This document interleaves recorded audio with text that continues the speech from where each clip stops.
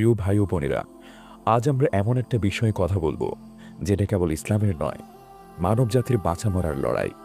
একটা যুদ্ধ যেটা আমাদের বাইরের কারো সাথে নয়, বরং নিজের সাথে।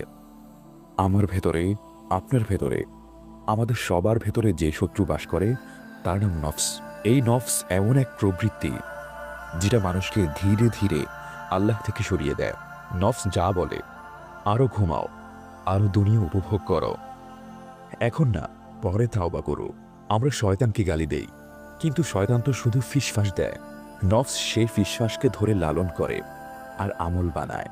একটা ছোট্ট উদাহরণ দেই। আপনি ইচ্ছা করলেন একটা হারাম জিনিস দেখা যাবে না, শয়তান এসে ফিসফাস দিল, একবার দেখ, তেমন কিছু না। আপনার ঈমান বলল, না, এটা হারাম। কিন্তু আপনার নফস বলল, চোখ তো আল্লাহ দিয়েছে দেখার জন্য, একটু দেখলে কি হবে। এভাবেই নফস আপনার ঈমানকে হারিয়ে দেয়। এখন আপনি ভাবছেন, আমি কি এত দুর্বল? জি ভাই, আমরা সবাই দুর্বল। কিন্তু দুর্বলতা সমস্যা না, দুর্বল অবস্থায় থেকে যাওয়াই আসল সমস্যা।